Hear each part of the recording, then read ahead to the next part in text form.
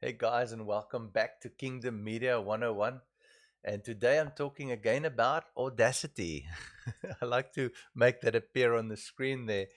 And I've just been doing something for radio. So I'm going to, without any further ado, I'm going to take you to the second screen where you can have a look at what we're doing here. So let's go to display 2. There's display 2. What you can see there now is that I've already recorded a segment in Audacity. This is for radio. It's an Afrikaans segment called So Sê die Woord, and you can see there, if you look at that, we're looking at about 5 minutes of recording. As I've said to you before, the first thing I do is I go back to the front end of it, and then I select the 10 seconds. Remember the 10 seconds of silence. So the first thing I'm going to do now is I'm going to go there and I'm going to say noise reduction. Yeah, I'm going to say get the noise profile. It now determines the profile. Then I'm going to click on the entire track. It's white now. Then I'm going to go noise reduction and I'm going to do the noise reduction. So now it runs. So it's applying the noise reduction to the track. Now, as I've said to you, this is just my way of doing it. There could be other ways, but this works for me. So then I've done noise reduction. Now I do it again. I select it again because obviously the profile's now changed. So I go noise reduction, get the noise profile, select the entire track, go again, noise reduction. This will then be noise reduction 2. There we go. Yeah, I hope you enjoy these videos and I really hope they add value. Man, it's a blessing to be able to just come into your house and your business or wherever you are and just help you a bit. I hope it helps. Select it again, effects, noise reduction, get the profile, click on the track, go again, and noise reduction, do the noise reduction effect. Okay. So what I found was I'm going to normalize now. Now normalize will lift the volume of the track, but the reason I normalize after I've done the noise reduction is because else you're actually going to increase the noise on the track. So then I go there to effects again, I normalize, I leave it at minus 1 dB. So the loudest portion of it will go to minus 1 dB. Once I've done that, you'll see the track lift up, the volumes lift up across the entire track. Again, I've selected the whole track.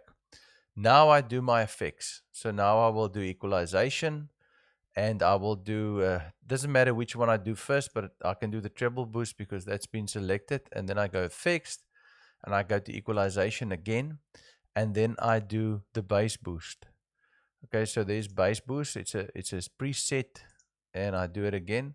Now, this normally makes my voice sound okay. So I don't know if it's how it's going to make your voice sound. You will have to hear. Okay, so now what I want is I want some background music on this track. So I need some background music. Now I've got what I've got on the other side here. I've got a background music track with a reduced volume, which the volume is already reduced.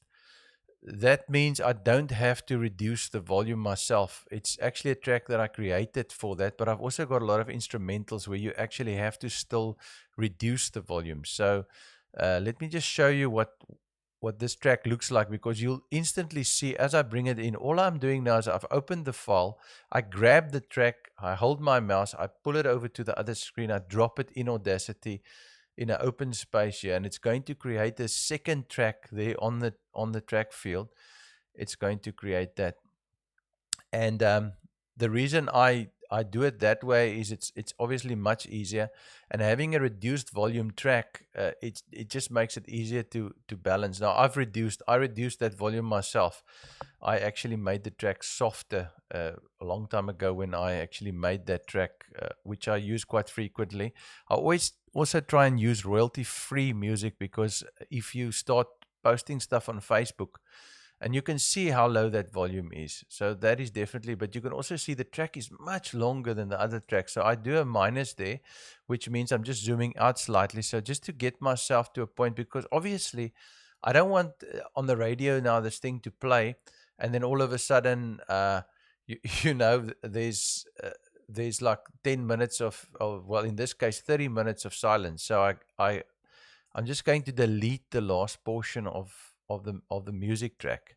So I'm just going up there. I can't zoom accurately yet because it was too long. Now I can actually see on the timeline there, I can actually check and see, okay, this is going We approximately stopping at about 5:33, just before 5:35, I suppose. And then the music is still going on. You don't want to go too long afterwards, because not on radio. So I go to the front end of the track just to have a look at the duration of time before I start talking, which is 10 seconds. Now, normally I would actually increase this volume here, and I just want to see if I can actually hear this track. If I can just grab my headphones.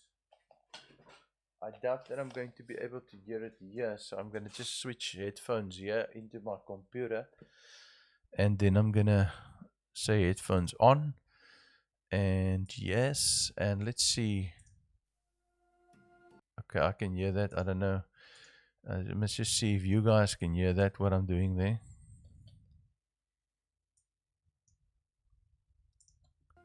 Yes, you can also hear that. Welkom by So sê die woord.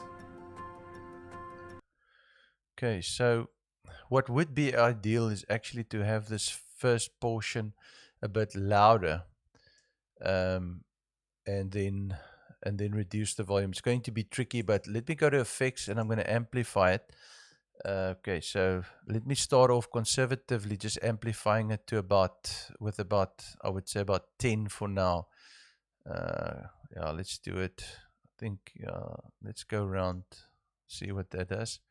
Okay, let's see.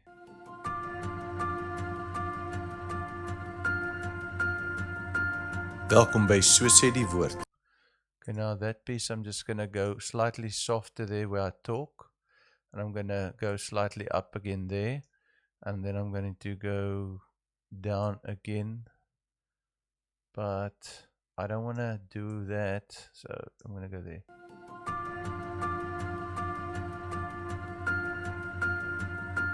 Welkom by So sê die woord. Een keer op die Sabbatdag was Jesus in een van die sinagoges besig om mense te leer.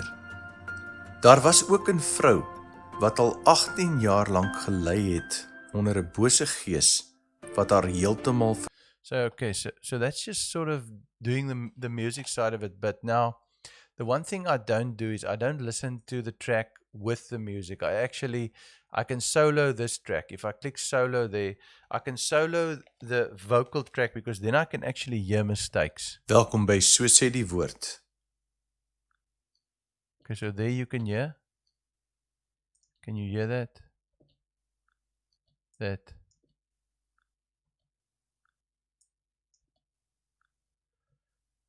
So I take that out. Een keer op die Sabbatdag. Let me just increase that size there. There's still something there. Een keer op die Sabbatdag was Jesus in een van die sinagoges besig om mense te leer. You see that? That's how you edit. So I'm going to take that out. You can hear that. So what I do when I actually, when I highlight that piece, now, I showed you in the previous video the select tools, but when I highlight that piece and I want to listen to that specifically, I use the space bar on the keyboard. So, and every time I press the space bar, it will actually loop the space bar. Now I will have to sit and actually edit this entire track and get it ready for radio. Now that little pop, you won't hear that if for instance the background. So if I take the solo off, you see, you can still hear it,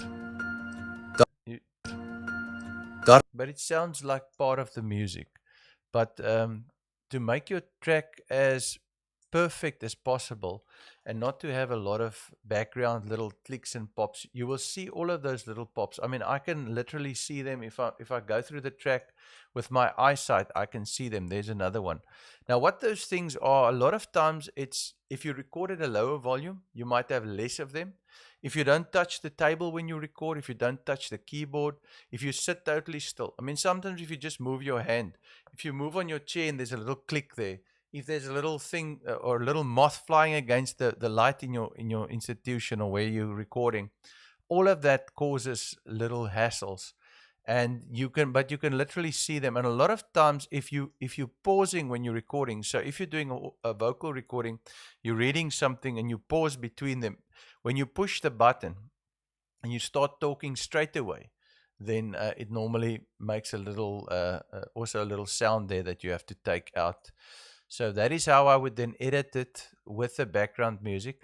And towards the end of the background music, just to tell you that I would actually go and look. I mean, I can just go to the end like that, but I would seriously then consider to actually just use that. Okay, so just to fade it out, so I would listen to it. Vrou op die Sabbat. So what I normally like to do is to actually have the volume go loud, but because this is a track that's been reduced in volume, I'm now actually, it's going to be a bit messy to do that. So I'm not going to make it loud, but what I would normally then use this tool, the envelope tool, to just make it gradually go loud at the end and then make it fade out, because it sounds like you finished, the volume's coming up and then you're fading out. But in this case, I'm just going to make it as short as I can without making it sound awkward. So I'll delete that, and then I will highlight that last piece there on the music, and I'll go to effects and I'll say fade out. And you can see there, if you look at it there, you can actually see that it's actually gone flat there. Now you can hear what it sounds like. Vrou op die Sabbat.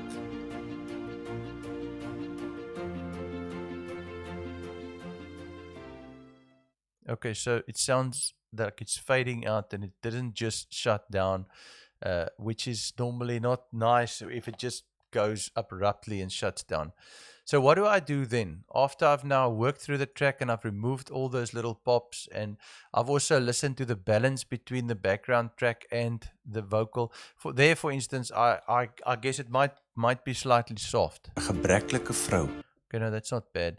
But sometimes you will find that there are portions where the background music is actually louder than your voice and you can't hear what you're saying, which is not nice. So, because I've got a reduced track here on the background music, you can hear that it's still fine. Another little trick that I do. Welkom by So Sê Die Woord. Now you can hear, I mean, with my equalization, everything, the vocal actually sounds okay.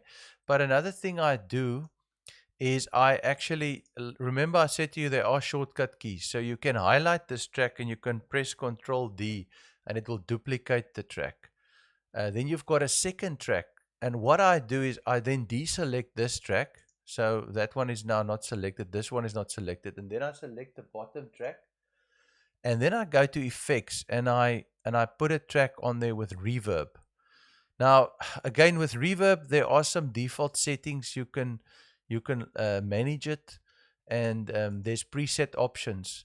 There's some preset options, and you can go through them and listen. Some of them sound really weird. Some of them sound more natural, I would say. So what I normally do is I just stick with the default one. You can preview it. I mean, you can preview and listen to what it sounds like, but it won't always give you the preview accurately because, the reverb's starting on the silent part of the track. So if I press OK now, it's going to put reverb on the entire bottom track, which will make my voice sound better, just as far as I've sort of figured it out. But you can hear.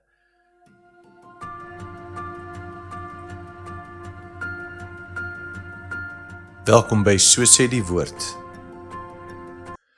You see, what I found the reverb does a lot of times is there's a bit of a more natural sound, that a bit of a depth in the sound, that it actually sounds like you maybe in a building rather than just talking into a dead mic. That's just opinion, and that's just preference. I mean, you don't have to do that, but I do that. But I don't create this track, obviously, before I fix this one, because else I've got one track with all the pops in it in any case. So I first now have to listen to this 5-minute track. I have to take out those pops, and after I've done that, then I go to File and I go to Export, and then I export it to MP3, normally myself. I use for radio. I normally use the best quality 320. I name the track what I want to name it. I place it at a location where I can find it, and then I've got the track. I can put it on my flash drive, and I can take it with to radio. So I hope this has sort of informed you and just given you some indication, maybe a bit of a better idea on Audacity. I wanted to do a follow up on my last video just to show you what I actually do in production. And like I say, I'm trying to get guys from recording studios and that type of thing to give us some more depth of information. But you know, the information I'm giving you is enough to actually, if you listen to my radio stuff at the other side of the radio, it actually sounds, in my opinion, actually sounds pretty professional. There's no background noise. There's no shh. There's no. There might be a few if I really have a bad lip smack in the middle of a sentence. Initially, when I started recording, I had a lot of breathing problems, and I thought maybe there's something wrong with me as a person, and that's why I'm breathing like that. But it wasn't actually that. It was more a question of my recording volume.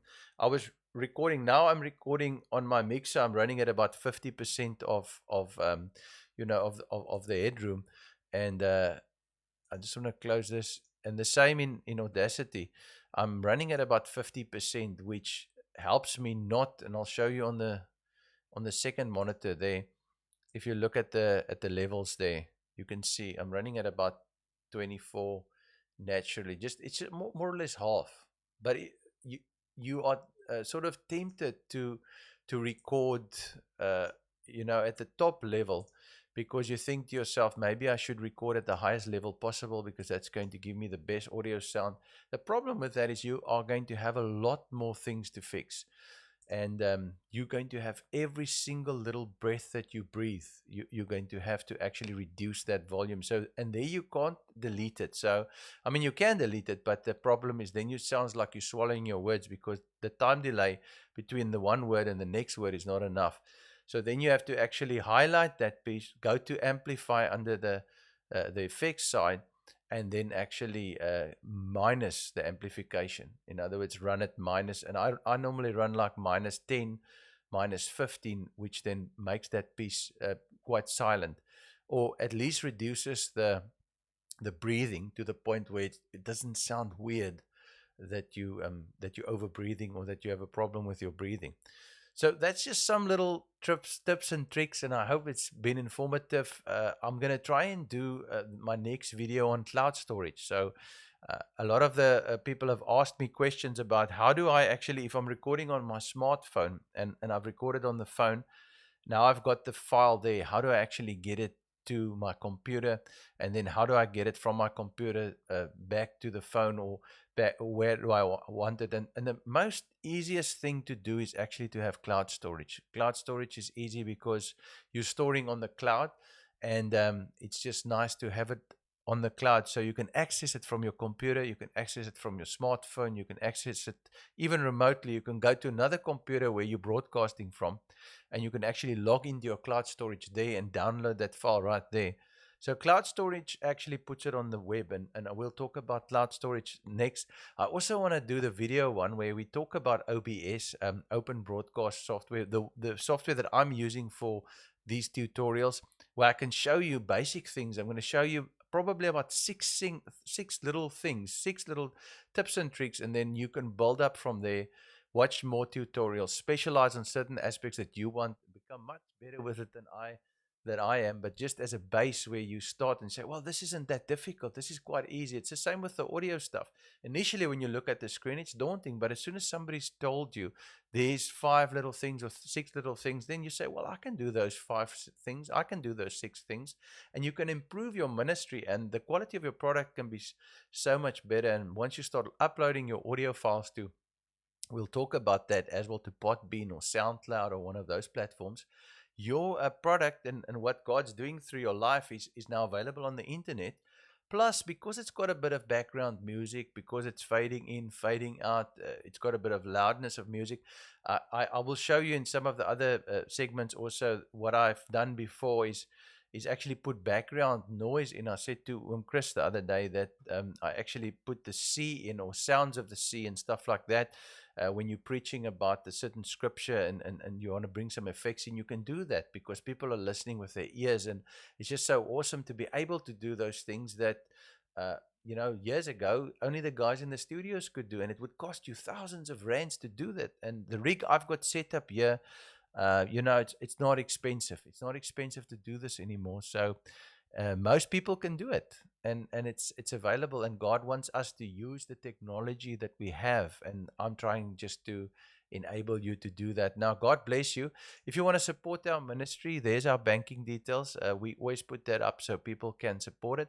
If you have any questions or any special requests in videos, then all you do is you contact me, send me a WhatsApp on my cell number there, or send me just a email and say, look, you want this, any comments, any value you want to add, just give it to me straight, and send me that information. God bless you. And remember, next time we're going to be talking about cloud storage. God bless you.